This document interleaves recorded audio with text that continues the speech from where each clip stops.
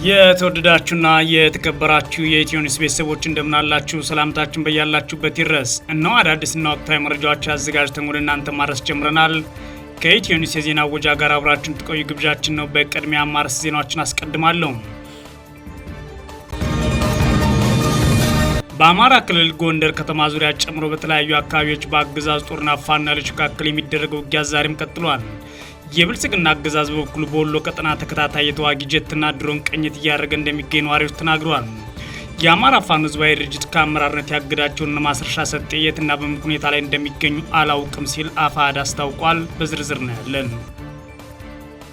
ሱዳንና ኤርትራ በፖለቲካና ወታደራዊ ዘርፍ ግንኙነታቸውን ለማጠናከር መስማማታቸው ተሰማ። ኢሳያስ አፈወርቂና ጀነራል አልቡርሃን ባደረጉት የጋራ ውይይት በሁለቱ ሀገራት መካከል ጠንካራ ፖለቲካዊና ወታደራዊ ትብብር ለማጉልበት አልመዋል ነው የተባለው። በዝርዝር እናየዋለን። በሶስት የሙስና ድርጊቶች ክስ የተመሰረተባቸው የእስራኤል ጠቅላይ ሚኒስትር ቤንያሚን ኔታንያሁ የሀገሪቱ ፕሬዝዳንት አይዛክ ሄርዞግ ምህረት እንዲያደርጉላቸው ጠየቁ። ሄርዞግ ይህንን ከፍተኛ አንድምታ ያለው ጥያቄ ከማጤናቸው በፊት ከፍተኛ አካላት አስተያየቶች እንደሚቀበሉ የፕሬዝዳንት ጽሕፈት ቤትም ተናግሯል። በዝርዝር እንመለከተዋለን። የሩሲያ ዩክሬን ጦርነት ለመቋጨት ከኪየቭ ጋር የሚደረገው ድርድር ውጤት ቢያስገኝም መከናወን ያለበት ተጨማሪ ስራ እንዳለ የአሜሪካ ውጭ ጉዳይ ሚኒስትር ማርኮ ሩቢዮ ተናገሩ። በአሜሪካ ፍሎሪዳ የተካሄደውን ድርድሩ አዲሱ የዩክሬን ዋና ተራዳሪ የሆኑት የአገሪቱ ብሔራዊ ደህንነት ምክር ቤት ጸሐፊ ሩስቶቭ ኡማኖቭ የተገኙበት ነው ተብሏል። የተወደዳችሁና የተከበራችሁ የኢትዮ ኒውስ ቤተሰቦች አብራችሁ ስትቆዩ እነዚህና ሌሎች ትሰማላችሁ። መልካም ቆይታ ይሁንላችሁ። በአማራ ክልል ጎንደር ከተማ ዙሪያን ጨምሮ በተለያዩ አካባቢዎች በአገዛዙ ጦርና ፋኖ ኃይሎች መካከል ውጊያ እየተደረገ ነው። የብልጽግና አገዛዝ በበኩሉ በወሎ ቀጠና ተከታታይ የተዋጊ ጀቶችና ድሮኖች ቅኝት እያደረገ እንደሚገኝ ነዋሪዎች ተናግረዋል። የአማራ ፋኖ ህዝባዊ ድርጅት አፋሕድ ከአመራርነት ያገዳቸውን ማስረሻ ሰጤ የትና በምን ሁኔታ ላይ እንደሚገኙ አላውቅም ብሏል። በዛሬው ዕለት ህዳር 22 2018 ዓ.ም ጎንደር ዙሪያ ከባድ ውጊያ መቀስቀሱን የፋኖ የመረጃ ምንጮች ለኢትዮ ኒውስ ተናግረዋል።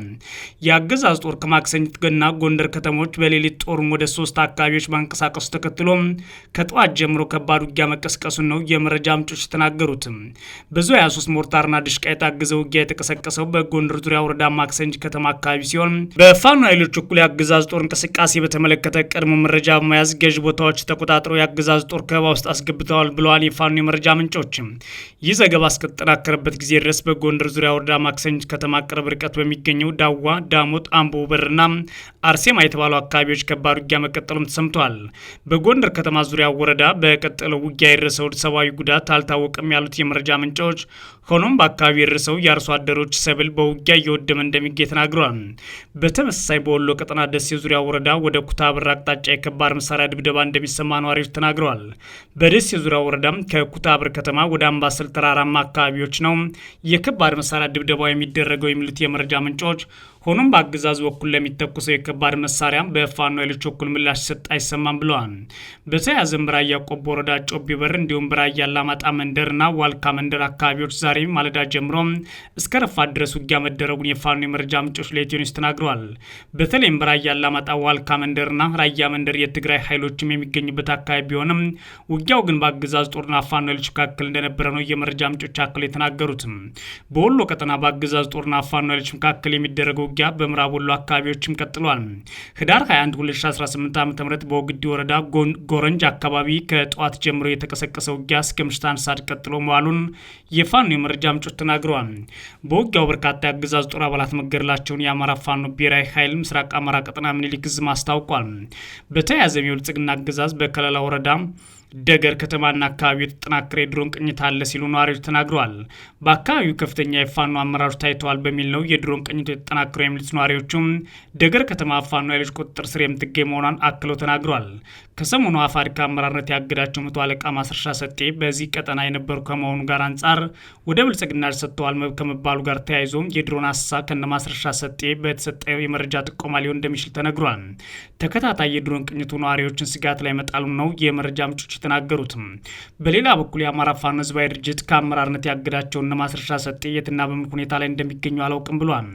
አፋሕድ ከአመራርነትና አባልነት ያገዳቸው መቶ አለቃ ማስረሻ ሰጤና መስፍን አባተ አሁን ላይ የት እንደሚገኘው አፋሕድ እንደማያውቅ ነው የድርጅቱ አመራሮች የሆኑት ጌታ አስራደና አሻግሬ ባየ ለአንከር ሚዲያ የተናገሩት። ሁለቱ የታገዱ አመራሮች በተጨባጭ መረጃ ከአገዛዙ ጋር ያላቸውን ግንኙነት አውቀን ይዘን ምርመራ ልናደርግባቸው የተዘጋጀን ቢሆንም ከአገዛዙ ጋር ያላቸው ግንኙነት ሲጋለጥባቸው ጥለው ስለጠፉ ያሉበት ሁኔታ እናውቅም ነው ያለው አፋሕድ። ማስረሻና መስፍን ለመንግስት እጅ ሰጥተዋል ወይ የሚል ጥያቄ የቀረበላቸው የአፋሕድ አመራሮች አሁን ላይ እነ ማስረሻ ከነበሩበት የአፋሕድ ሰራዊት ሸሽተው ጠፍተዋል፣ እኛም በሚዲያ የሚወራውን ከማየትና ከመስማት ውጭ ያሉበት ቦታ አናውቅም የሚል መልስ ሰጥተዋል። የብልጽግና ደጋፊዎች እነ ማስረሻ ሰጤ ለመንግስት እጅ ሰጡ ሲሉ ቢደመጡም በይፋ የመገናኛ ብዙሃን ወይም የታወቀ አካል የተረጋገጠ መረጃ ግን የዘገባ እስከተጠናከረበት ጊዜ አልወጣም። በሌላ በኩል የብልጽግና አገዛዝ በድሮን ከሚፈጽመው ጥቃትና ከሚያርሰው አሳ በተጨማሪ በተዋጊ ጀቶች ቅኝት እያደረገ እንደሚገኝ የመረጃ ምንጮች ተናግረዋል። ህዳር 21 ለ22 2018 ሌሊቱን በወሎ ቀጠና የተዋጊ ጀቶች ተደጋጋሚ በረራ ቅኝት ሲደረግ ማደሩን የመረጃ ምንጮች አረጋግጠዋል። የጀት ሀሳቡን ከወሎ ቀጠና ተሻግሮ አዋሳኝ የትግራይ አካባቢዎችን የሚያካልል እንደነበር ተናግረዋል። በተያያዘም ከሰሞኑ የድሮን ጥቃትና አሳ ባልተለየ ጎጃም ቀጠና ውጊያ ተደርጓል።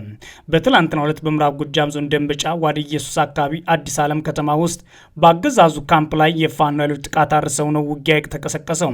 በውጊያ የአገዛዙ ወታደሮች የሞትና የአካል ጉዳት እንደደረሰባቸው የፋኖ የመረጃ ምንጮች ለኢትዮ ኒውስ ተናግረዋል። በተመሳሳይ በሰሜን ሸዋ ዞን አንጾኪያ ገምዛ ወረዳ መኮይ ከተማ አቅራቢያ አባላ የተባለ ስፍራ የፋኖ ኃይሎች በከፈቱት የደፈጣ ውጊያ የአገዛዙ ጦር አየር ወለድ ኮማንዶ አባላት መገደላቸው ታውቋል። ጥቃቱን ያረሱት የአማራ ፋኖ ሸዋ ጠቅላይ ግዛት እዝ አባላት መሆናቸውንም የፋኖ የመረጃ ምንጮች ተናግረዋል። በፋኖ ኃይሎች ከባድ ጉዳት የደረሰባቸው የአገዛዝ ጦር ኮማንዶ አባላት መኮይ ከተማ ውስጥ 5 ንጹሃንን በግፍ ረሽነዋል ሲሉም የመረጃ ምንጮች አክለው ነግረውናል። ሱዳንና ኤርትራ በፖለቲካዊና ወታደራዊ ዘርፍ ግንኙነት ለማጠናከር መስማማታቸው ተሰማ። ኢሳያስ አፈወርቂና ጀነራል አልቡርሃን ባደረጉት የጋራ ውይይት በሁለቱ ሀገራት መካከል ጠንካራ ፖለቲካዊና ወታደራዊ ትብብር ለማጎልበት አልሟል ተብሏል። ሱዳንና ኤርትራ ግንኙነታቸውን ለማጠናከርና የፖለቲካ እንዲሁም የጸጥታ ትብብራቸውን ማጎልበት ላይ ያተኮረ ውይይት ማካሄዳቸውን አስታውቀዋል። የሱዳን ሉዓላዊ ምክር ቤት ሊቀመንበር አብዱልፈታህ አልቡርሃን ቅዳሜ ዕለት በምስራቃዊቷ የፖርት ሱዳን ከተማ ከኤርትራው ፕሬዚዳንት ኢሳያስ አፈወርቂ ጋር ተገናኝተው በሁለቱ ሀገራት መካከል የሁለትዮሽ ግንኙነት ለማጠናከር እንዲሁም የፖለቲካና የጸጥታ ትብብር ለማሳደግ በሚቻልባቸው መንገዶች ላይ መከርን ብለዋል። መሪዎቹ በውይይታቸው በቀጠናዊ ጉዳዮችና አካባቢዎች መረጋጋት ለመደገፍ በሚቻልባቸው መንገዶች ላይ ሀሳብ ከመለዋወጣቸው በተጨማሪም የጸጥታ ኢኮኖሚና የንግድ ግንኙነቶች ጨምሮ በተለያዩ ዘርፎች ትብብር ማጠናከር ላይ ትኩረት ማድረጋቸው የሱዳን ሚዲያዎች ዘግበዋል። በተለይ ሱና እንደዘገበው ሁለቱ መሪዎች በሱዳን ጦርና ፈጥኖ ደራሽ ኃይሉ መካከል ባለው ቀጣይ ጦርነት ሳቢያ በሱዳን ያለው የቅርብ ጊዜ ሁኔታ ያገመገሙ ሲሆን ሰላምና አካባቢያዊ ደህንነትን ለማምጣት በሚረዱ መንገዶች ዙሪያ መወያየታቸውም ተዘግቧል። በዚህ ወቅት አልቡርሃን በሱዳን ከኤርትራ ጋር ያላትን ስትራቴጂካዊ ግንኙነት ለማሳደግና ያላትን ቁርጠኝነት አጽንኦት ሰጥተው አስመራ የሱዳንና አንድነት መረጋጋት አስመልክቶ ለምታደርገው ድጋፍ አድናቆት ችሏል ተብሏል። አልቡርሃን አክለውም መንግስታቸው በሁሉም ዘርፍ ከኤርትራ ጋር ትብብሩን ለመቀጠል ቁርጠኛ መሆኑን አጽንኦት ሰጥተዋል ተብሏል። አልቡርሃን በተጨማሪም የሁለቱ ህዝቦች ጥቅም የሚያስጠብቀውና የቀጠናዊ ደህንነትን የሚያጠናክር የላቀ ትብብር እንደሚኖራቸው ያላቸውን ተስፋ ገልጸዋል ይላል ሱና። ኢሳያስ አፈወርቂ ሀገራቸውን ለረጅም ዓመታት በአምባገነንነት የመሩ ሲሆን በጎረቤት ሀገራት ፖለቲካዊና ወታደራዊ ጣልቃ ገብነቶች ላይ በግልጽ ይሳተፋሉ። ከአብይ አህመድ ጋር ከፍተኛ ወታደራዊ ውጥረት ውስጥ ያሉት ኢሳያስ አፈወርቂ በሱዳን ያላቸውን ወታደራዊ ድጋፍና አጠቃላይ ጣልቃ ገብነት አሁንም አስፍተው ቀጥለዋል። አልቡርሃን ከፈጥኖ ደራሽ ኃይሉ ጋር ያላቸውን ውጊያ ለማስቀጠልና በአጠቃላይ ፈጥኖ ደራሽ ኃይሉን ይደግፋሉ ያላቸውን የብልጽግናና የመሬት ኃይሎችን ለመድፈቅ የሚያደርጉትን ጥረት በኤርትራና በግብጽ የሚደገፍላቸው ሆኖ ተገኝቷል። በተለይም ኢሳያስ አፈወርቂ ጦርነቱ ከተነሳ በኋላ ወደ ፖርት ሱዳን ሄደው ከአልቡርሃን ጋር መጓየታቸው በቀጠናው አዲስ ሰፊና መጠኑ የተለያየ ግጭት እንደገና ሊያገረሽና የሱዳን ፖለቲካም ሊወሳሰብ እንደሚችል ብዙዎች እየተናገሩ ይገኛሉ። በሶስት የሙስና ድርጊቶች ክስ የተመሰረተባቸው የእስራኤል ጠቅላይ ሚኒስትር ቤንያሚን ኔታንያሁ የአገሪቱ ፕሬዚዳንት አይዛክ ሄርዞግ ምህረት እንዲያደርጉላቸው ጠየቁ። ሄርዞግ ይህንን ከፍተኛ እንድምታ ያለው ጥያቄ ከማጤናቸው በፊት ከፍትህ አካላት አስተያየቶች እንደሚቀበሉ የፕሬዚዳንት ጽሕፈት ቤት ተናግሯል። ኔታንያሁ ባለፉት 5 ዓመታት በሙስና ማጭበርበርና በሶስት የተለያዩ ክሶች እምነት በመጣስ ክስ ቀርቦባቸው ነበር። ኔታንያሁ በቀረቡባቸው ክሶች በሙሉ ጥፋተኛ ለመሆናቸው በመግለጽ ይከራከራሉ። ጠቅላይ ሚኒስትሩ በቪዲዮ ባስተላለፉት መልእክትም የፍርድ ቤት ክስ ሂደቱን እስከ መጨረሻው ማየት ይመርጡ የነበረ ቢሆንም ሀገራዊ ፍላጎት ግን ከዚህ በተቃራኒ የሚፈልግ ነው ሲሉ ተደምጠዋል። የተቃዋሚ ፓርቲ ተወካዮች ይቅርታ ከመጠየቃቸው በፊት ጥፋተኝነታቸውን ማመን አለባቸው ሲሉ ለቢቢሲ ተናግረዋል። በዚህ ወር መጀመሪያ ላይ የአሜሪካ ፕሬዚዳንት ዶናልድ ትራምፕ ሄርዞግ ለኔታንያሁ ሙሉ በሙሉ ይቅርታ እንዲያደርጉላቸው ደብዳቤ ጽፈው ጠይቀው ነበር። በወቅቱ ሄርዞግ ይቅርታ እንዲደረግለት የሚፈልግ ማንኛውም ሰው ጥያቄውን በመደበኛ ስርዓት መሰረት ማቅረብ እንዳለበት ተናግረዋል። እሁድ ዕለት የጠቅላይ ሚኒስትር ጽሕፈት ቤት ቤንያሚን ኔታንያሁ የዚህን ያልተለመደ ጥያቄ አስፈላጊነትና አንድምታውን ግምት ውስጥ ማስገባት ማለት ለፕሬዚዳንቱ የጻፉትን የይቅርታ ደብዳቤ ይፋ አድርጓል። ፕሬዚዳንቱ መቼ ውሳኔ ላይ እንደሚደርሱ የሚጠቁም ነገር ግን የለም።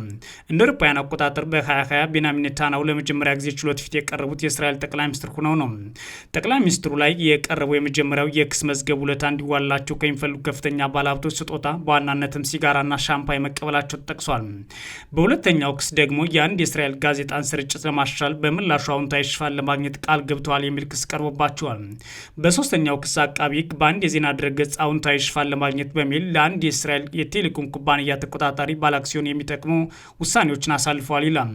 ኔታንያሁ ሁሉንም ክሶች ጥፋተኛ አይደለሁም በማለት የተከራከሩ ሲሆን ችሎቱን የፖለቲካ ተቃውሟቸው የሌለን ነገር ለመፈለግ የመሰረቱ ተቃዋሚዎች ናቸው ብለው ፈርጀውታል። እሁድ ዕለት ባስተላለፉት ቪዲዮ መልእክታቸው የቀረባቸው ክሶች ውሃ እንዲየቋጠሩ አይደለም፣ ነገር ግን ሂደቱ እስራኤልን ከውስጥ እየከፋፈላት ነው ብለዋል። ጠቅላይ ሚኒስትሩ አክለውም የፍርድ ሂደቱ በአስቸኳይ መቋረጥ የተፈጠረውን ውጥረት በመቀነስ ሀገራችን በጣም የምትፈልገውን እርቅን በሰፊው ለማምጣት ትልቅ እገዛ ይኖራል ብለዋል። ኔታንያሁ በ3 ሳምንት ጊዜ ውስጥ ፍርድ ቤት ቀርበው መመስከር እንደሚጠበቅባቸው ተናግረው ይህን የማይቻል ጥያቄ ሲሉ ገልጸዋል። ይቅርታው እስራኤል ሀገራዊ አንድነትን በማጎልበት እድሎችን እንድትጠቀም ይረዳታል ይላሉ። የፖለቲካ ተቀናቃኞቻቸው ኔታንያሁ ፍላጎታቸው ከሀገሪቱ ጋር ለማጣመር ሞክረዋል ሲሉም ከሰዋል።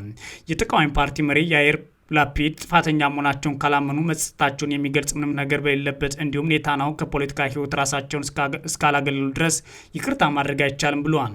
የግራ ክንፍ ፖለቲከኛና የቀድሞ እስራኤል ጦር ምክትል አዛዥ ያይር ጎላን ጥፋተኞች ብቻ ይቅርታ ይጠይቃሉ ብለዋል። በእስራኤል መደበኛ ሕግ መሰረት ፕሬዚዳንቱ ወንጀለኞችን ይቅር የማለትና ቅጣቱን የመቀነስ ወይም የመቀየር ስልጣን አላቸው ማለት ቢቢሲ ዘግቧል። የሩሲያ ዩክሬን ጦርነት ለመቋጨት ከዩክሬን ጋር የሚደረገው ድርድር ውጤት ቢያስገኝም መከናወን ያለበት ተጨማሪ ስራ እንዳለ የአሜሪካ ውጭ ጉዳይ ሚኒስትር ማርኮ ሩቢዮ ተናገሩ። በአሜሪካ ፍሎሪዳ የተካሄደውን ድርድር አዲሱ የዩክሬን ዋና ተራዳሪ የሆኑት የሀገሪቱ የብሔራዊ ደህንነት ምክር ቤት ጸሐፊ ሩስቴቭ ኡመሮቭ የተገኙበት ነው። የፕሬዚዳንት ትራምፕ መልእክት ስቲቭ ዊትኮፍ እና የትራምፕ አማች ጃሬድ ኩሽነርም ተሳትፈዋል። ዊትኮፍ በሚቀጥሉት ሳምንት ለንግግር ወደ ሞስኮ እንደሚያመሩ ይጠበቃል ይላል ቢቢሲ። ኡመሮቭ የዩክሬን ዋና ተራዳሪ ሆነው የተሾሙት የቀድሞ ተራዳሪ አንድሪ የርማክ በመኖሪያ ቤታቸው ላይ በጸረ ሽብር ብርበራ ከተደረገ በኋላ ከኃላፊነት በመልቀቃቸው ነው። ሁለት ተደረገ በተባለው ስብሰባ ላለፉት 2 ሳምንታት ሲካሄድ ለነበረው ውጥረት የተሞላበት ዲፕሎማሲያዊ እንቅስቃሴ አንድ እርምጃ ነው። ይህ ውጥረት የተፈጠረው የአሜሪካ እቅድ ከ4 ዓመት ገደማ በፊት ዩክሬን ላይ ወረራ ለፈጸመችው ሩሲያ የሚያደላ ሆኖ መታየቱን ዩክሬንና አውሮፓውያኖቹ አጋሮቿን አስደንግጠዋል። የአሜሪካ የውጭ ጉዳይ ሚኒስትር ሩቢዮ ከስብሰባ በኋላ በሰጡት መግለጫ ድርድሩ ውጊያ ስለሚያስቀሩ ነጥቦች ብቻ አይደለም ብለዋል። ድርድሩ ዩክሬን የረዥም ጊዜ ብልጽግና እንድታገኝ ስለሚያደርጉት ነጥቦችም ነው። ዛሬ ያንን ያደረግን ይመስለኛል፣ ግን ገና ብዙ የሚከናወን ስራ አለ ሲሉም የድርድሩን ውጤት አስረድተዋል። የውጭ ጉዳይ ሚኒስትሩ አክለውም ከሩሲያ ጋር የሚደረግ የሰላም ንግግር ዓላማ ዩክሬን ሉዓላዊና ነጻ እንዲሁም የበለጸገች እንድትሆን ማድረግ እንደሆነም ለዩክሬን ልዑክ ገልጸውላቸዋል ይላል ቢቢሲ። የሁለቱ ውይይት በጀመረበት ሰዓት የዩክሬን ተራዳሪ ኡማሮቭ ባደረጉት ንግግር እየተወያየን ያለነው ስለ ዩክሬን የወደፊት እድል፣ ስለ ዩክሬን ደህንነት፣ ዩክሬን ላይ እየተደጋገመ ስላለ ወራ፣ ስለ ዩክሬን ብልጽግና፣ ዩክሬንን እንዴት መልሶ መገንባት እንደሚቻል ነው ብለዋል። አሜሪካ እያዳመጠችን ነው፣ አሜሪካ እየደገፈችን ነው፣ አሜሪካ ከጎናችን እየሰራች ነው ሲሉም የዋሽንግተንን ድጋፍ ገልጸዋል ይላል ቢቢሲ። በኋላ ላይ ደግሞ ንግግሩ ውጤታማና የተሳካ እንደነበረ ጨምሮ ተናግሯል። እሁድ በአሜሪካ ፕሬዚዳንቶች አውሮፕላን ሆነው ኤርፎርስ ዋን ውስጥ ጋዜጠኞችን ያነጋገሩት ዶናልድ ትራምፕ በበኩላቸው የሰላም ንግግሩ በጥሩ ሁኔታ እየተካሄደ መሆኑን በይፋ ተናግረዋል። ጦርነት የሚያስቆም ስምምነት ላይ የመደረስ ጥሩ ድል አለ ሲሉም ትራምፕ ተናግረዋል። የተወዳችሁና የተከበራችሁ የኢትዮ ኒውስ ቤተሰቦች መረጃዎቻችን እነዚህ ነበሩ። መልካም ጊዜ እመኛለሁ።